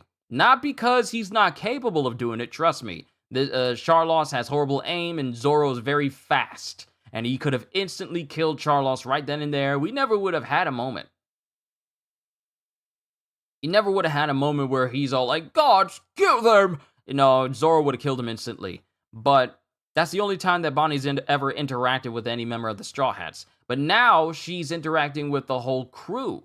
So who's to say she doesn't become an ally later on in life for Luffy simply because of how much Kuma saw Luffy as... how much Kuma valued Luffy and how much he was inspired by him and saw Luffy being as like a person like Nika, the same individual that Bonnie was raised on. So who's to say? You have so many people who think that she will be the next Straw Hat. I also see her as just another ally. I just see her as another ally. One who's more willing to help Luffy due to his similarities to Nika that Kuma always talked about. That could be the thing that ties them together. The fact that Luffy's like Nika. That will be that thing that ties Bonnie to Luffy and his crew. Because Luffy's like Nika. And honestly, when you think about it, out of all the supernovas, Bonnie seems like she could be the only member of the supernovas themselves that helps out Luffy because it would be something her father would do. She would do it just because she wants to do it. And because it's something that Kuma would do. But overall, for us to get these 3 chapters for December, to cap off the year, where Kuma's still showing everybody why he's the greatest dad in this series, I have to say, these have been an amazing set of chapters this year. And the new year starts tomorrow. I mean, January 1st is tomorrow. In my opinion, you have her joining the crew and fighting Katarina Devon. Imagine Devon pulling an Envy from Full Metal Alchemist Brotherhood. Like what? Devon turning into Kuma and thinking that she's gonna get Bonnie that way? I don't know. We'll have to see. We'll have to see what a confrontation between Bonnie and whoever is going to look like in the future. Now, the only supernova we haven't seen make a move is Urouge. He's the only one we haven't seen. The last time we seen Urouge was back when he was praying for Kaido, who would then jump off of a sky island face first, and then proceed to body everybody there. That's the last time we saw Urouge. Urouge was on a sky island, and that's the last time we saw the man. Urouge is the only person who has not... Actually, when you think about it, every supernova has interacted with the Straw Hat crew except for Urouge. Capone during Whole Cake Island, Killer and Kid during Wano and Sabaody, Bonnie during Egghead, Law during Sabaody and Punk Hazard and all the events leading up to Wano, and during Wano. Blackbeard is the only one who hasn't fully interacted with all of the Straw Hat crew, at least the current crew, because he was there when it was just Nami, Zoro, and Luffy and Jaya, but he hasn't interacted with the whole crew. Who else we got? Diaz Drake interacted with the Straw Hat crew to a degree during Wano. Basil Hawkins, same deal. Bonnie, Capone, Killer, Kid, Basil Hawkins, Law, Apu as well. He was during Wano. So, out of all of them, Urouge is the only one who has not interacted with the Straw... He actually hasn't interacted with the Straw Hat crew in any way, even during Sabaody. He was in another section of town, dealing with Kizaru and then with some pacifistas. Then he got away, but he's the only person who has yet to interact with any singular member of the Straw Hat crew. So he's the only supernova left that hasn't really interacted with Luffy or anybody else, which is interesting. But overall, and I got to bring this to a close because I think I've covered everything that I wanted to talk about. Overall, not only were these chapters of One Piece great in the month of December, One Piece was great as a whole for this entire year. There's so many things we learned. Oh, it's January 1st for you, Yoda? Happy New Year to you, Yoda. It's not yet for us. We still have about 7 hours and 20 minutes. Yeah, we got 7 hours and 20 minutes before it's January 1st for us here on the eastern side of the United States. But Happy New Year's to you. Enjoy yourself. But overall, this entire year of One Piece has just been amazing. If I go to the list and see where we started for this year, we started on chapters 1071. And this is chapter The Hero Deploys, where Kuma is making his way to the Red Line, and he starts fighting people there. We're back to the Labo phase where everyone's trying to figure out how to get inside of Egghead so they can get out. Bonnie was still trying to go after Vegapunk. Kaku was trying to take out the Sunny with a gigantic Tempest Kick, immediately blocked by Zoro, who was woken up from his nap. We have Kid and Killer making their way to Elbaf. We know their fate. Then we get to Navy HQ Base G14, where Garp introduces us into this year with chapter 1071, saying like, get on board, we're going to sail for the pirate island full of lead, wipe the floor with those pirates, and rescue Captain Kobe. That's how we started last year. And then we had all these different events. Am I getting volume 107 when it comes out? Yeah, but whereas I'm still waiting on volumes 105 and 6 because they haven't released volume 105 yet in the US, have they? Because all I have is 104. That's the last one I got. Is the new one out already? Is there a new volume out already? But if yeah, I'm gonna continue to get One Piece volumes as they release. Yeah, I'm still gonna get them. But overall,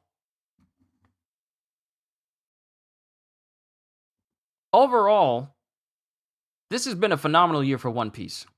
We had the reveal of how strong Garp is. This man has conquerors, and he shows just how strong he is. We've seen Blackbeard fighting Law. We've seen Shanks bodying Kid and Killer this year with his own divine departure and showing us that Shanks, while he does not have a devil fruit, nor is he the same size as any other member of the Yonko, this man bodies both Kid and Killer in one go. Then you get Broggy and Dorian Broggy destroying their ship completely. The Polar Tang is utterly destroyed as well, and Law gets away with Beppo using like a special Sulong form medicine that Chopper developed for him. So 105 comes out in March. Ooh, I hope it's around my birthday because I'm definitely going to get it. There's so many things that were revealed to us. The Rocks Pirates, Gloriosa, Granny Nyon being part of the Rocks Pirates. Them, the Kuma's backstory. There's just so many things that happened this year in the world of One Piece. Chapters 1077 to 1088 was some of the best stretches of chapters and really made 2023 a great year for One Piece. Look, those chapters solidified themselves as some standout chapters in One Piece. But I gotta say that the chapters that we got for December were absolutely amazing as well. But this whole year for One Piece has been great. And didn't Oda take a break for an eye surgery? He took a break earlier this year, like during the middle of this year. I want to say in June to July. He took a month-long break from June to July, and the man has still been cooking ever since. And I have to say that I see us as eternally blessed to enjoy all these different chapters and all these different bits of One Piece that we've been getting. Hold on. Need to tell me something on Discord. What is it? What's going on? Everything all right? I want to go ahead and address it now so that way I can continue on.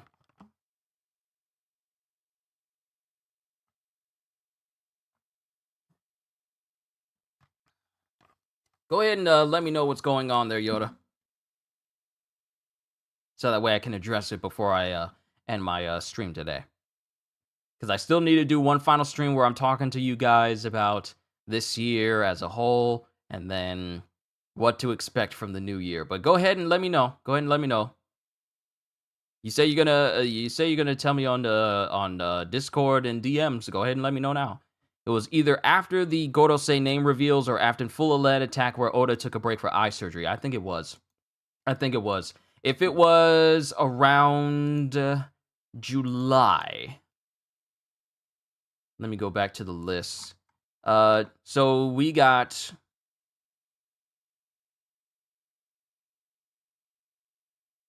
Because it should be a big break. It should be a big break in between one of these months where he took a break this year. I'm looking. There's 3 chapters in January, 3 chapters in February, 3 chapters in March, 2 in April, 3 in May, 2 in June. No, wait, 3 in June. No, 2 in June, 2 in July, 2 in August, 3 in September, 3 in October, 3 in November, and of course 3 in December.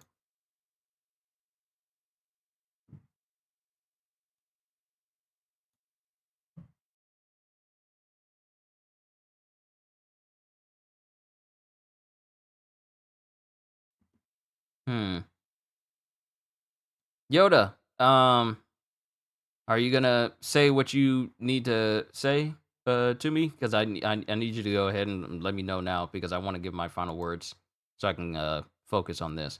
But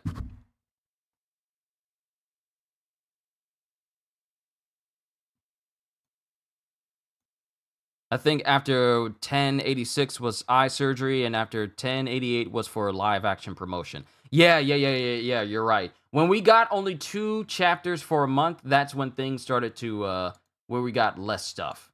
But this has been a great year for One Piece. This was a great year for One Piece. It really was. So many moments with Garp, moments with Kuzan, moments with Blackbeard, moments with Law, moments with Shanks, the whole history of Kuma, finding out the full names of all of the Gorosei, finding out that they all presumably have devil fruits, finding out that Im-sama also have devil fruits as well. It's like a devil fruit as well. There's just so much to gain from the knowledge that we have of this, that it's crazy how we still aren't done with One Piece. And Oda has even more to reveal. I find it funny how we get all this knowledge of One Piece within a year, and it barely scratches the surface on how much it connects the dots to other things. Think about that for a second. We get an entire year's worth of One Piece. So many. Matter of fact, let me just go down this list and see how many chapters we actually got this year. So it started from January 6th all the way down to December 24th. I'm just going to count them. Audibly count them.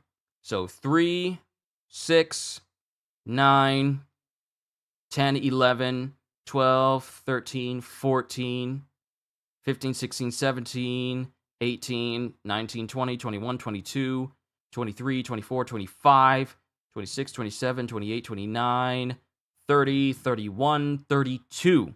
Literally a month's 31 chapters. A whole month's worth of chapters if chapters were to release every single day. We had a whole, if you were to read a chapter of One Piece from this year every day, you would be able to cover this entire year's worth of One Piece in a month and a day. Like all of December and an extra day. That's how many we've got. Hey Q, if Whitebeard broke into your house for you to choose any devil fruit, which one would you pick? The Pika Pika no Mi. That's actually really cool. I mean, cause come on, you can turn into light, you can make yourself lightweight and float into the air. You can also teleport at extreme speeds, finger lasers. It's just, and if you perfect your reflexes, you'd be able to, reflexively turn into light, and nothing physically can touch you.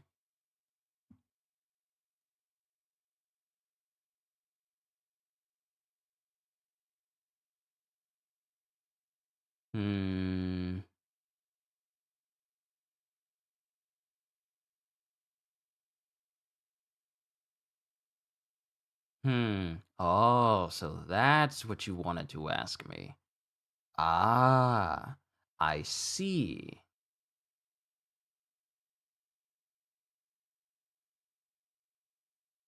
Did not want to address it on YouTube, Jessica. Ah, I see. I see. I see. I see.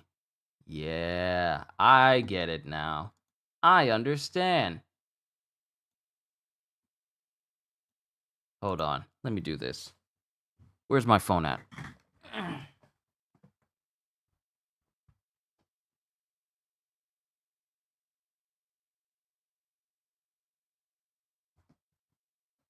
Okay. Let me do this real quick. It was less chapters than last year, but I argue we got more information from 2023 than any other year in One Piece.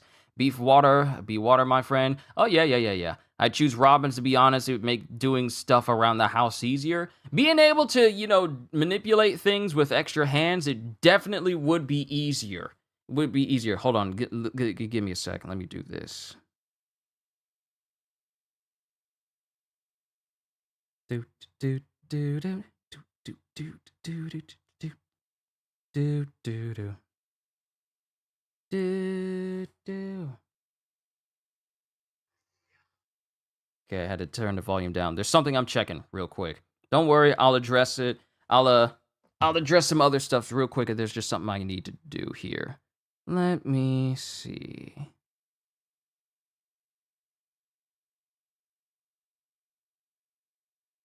Ah, okay. I see. Hmm. Hmm. Interesting. Very interesting. Um. Hmm. Okay.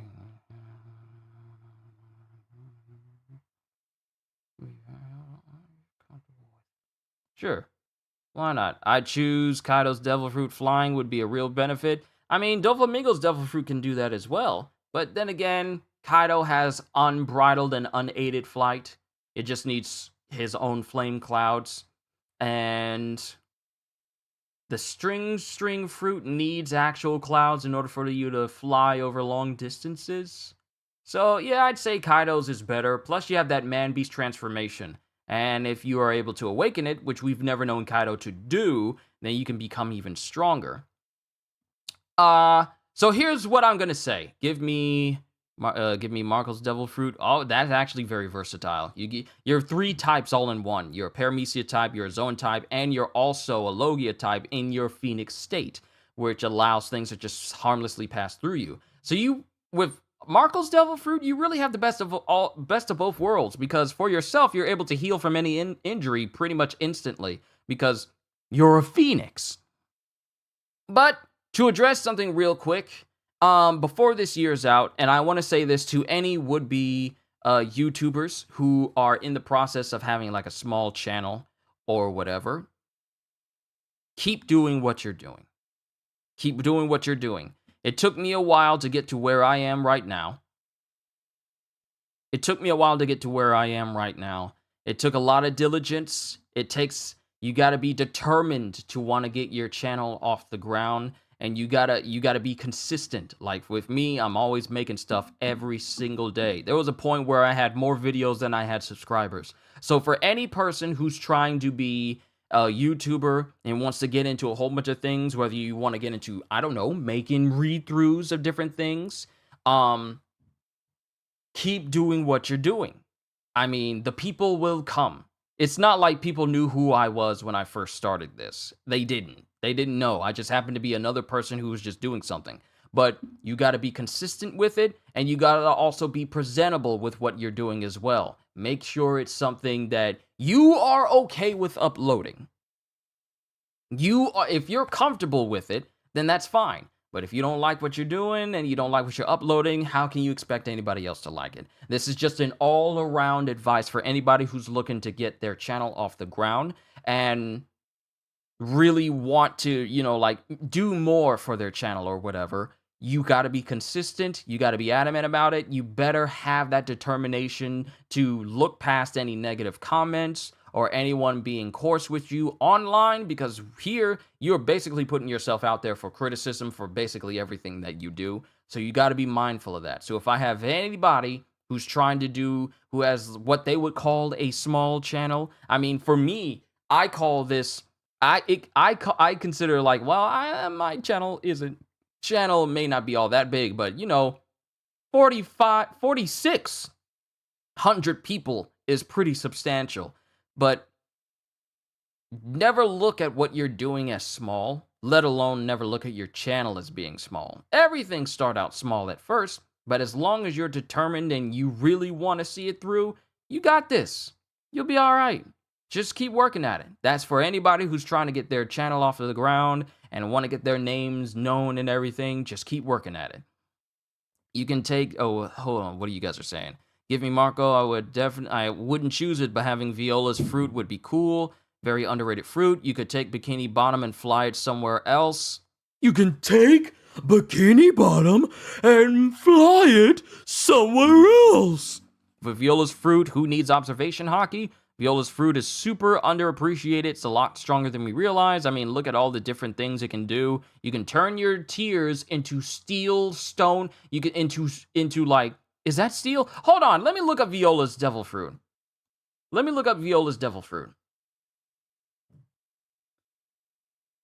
The Giro Giro no Mi. Because we never really looked into this. It's a paramecia type devil fruit that allows the user to see through everything and read the minds of others, allowing the user to become an insight human. So, strengths and weaknesses. Main strength is it allows the user to see through everything, both literally and figuratively. So you get X-ray vision, and you also get mind-reading vision. By forming circles out of their index fingers and thumbs and putting their hands next to their eyes, like glasses, the user can see through a person's clothes and skin, much like X-ray specs, but also read their minds and memories, allowing them to see through any lies. It also allows the user to transfer their own memories to another person by letting another person look through the circled fingers. The fruit also has offensive capabilities, as it allows the user's tears to be manipulated and turned into dangerous projectiles. While there are no obvious weaknesses, it seems like the thoughts of a person can shock and disturb a user without preparation, such as Sanji's powerful obsession with beautiful women. A fortuitous mind is also required, as the uses of the fruit, such as telepathy, can cause emotional or mental damage with prolonged use. Aside from that, the user is affected by the standard devil fruit weaknesses. So we have Peeping Mind, we have Hiero Lagrima, Eye Whale. Let me see, the tears. Now the thing is, they turn into like these giant whales that move to attack whoever they're aimed at by the user. And then they have Senrigan, which allows her to see out of her sight in all directions in a 4,000 kilometer radius like a bird. Did the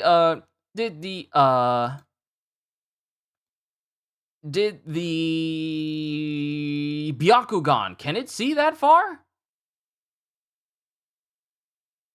It's been stated itself in the story that it can see over 5,000 kilometers. It says 4,000.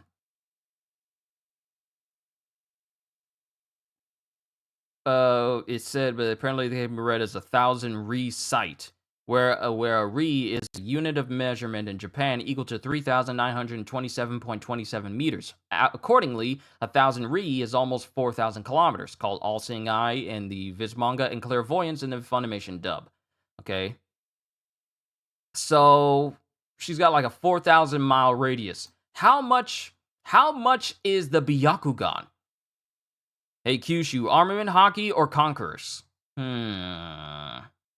Conquerors, because it's rarer. You got to be born with it. You can't earn it. You can't learn it. You have to be born with it.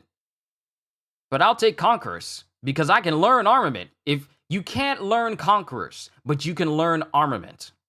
I learn armament, I can combine that with Conquerors, and then I can do the thing that Luffy can do. So, for me, if I were to be given a Devil Fruit power, it would be the Pika Pika no Mi. And if I was able to learn Conquerors, if I was able to take armament or Conquerors, I would definitely take Conquerors. Definitely take Conquerors. That means I can go up in the woods and never worry about being jumped by no bears or creatures with claws and teeth that is made for rending flesh.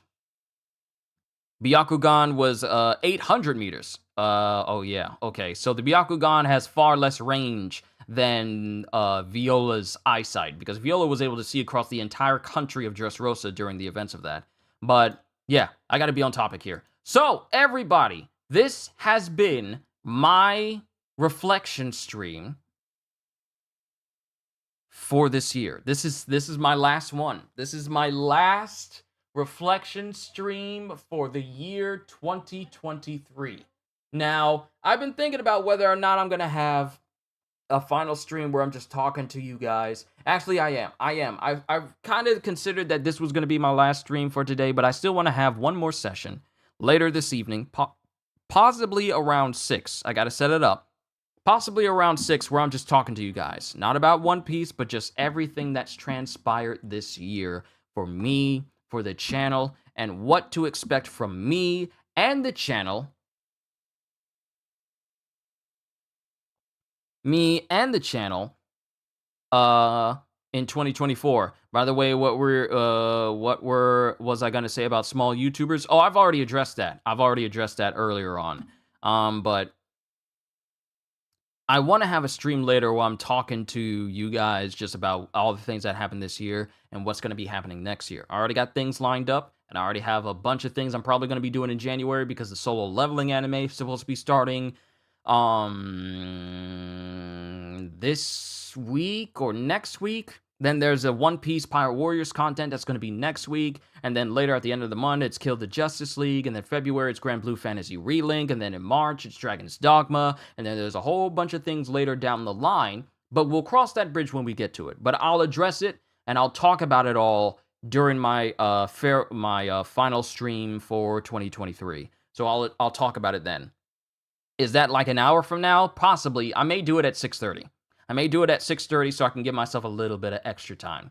But I'll talk about all the stuff that I want to do and what I'm going to be doing in the future for all of you and for myself as well. So we'll talk about everything, or 2 hours, possibly, yeah.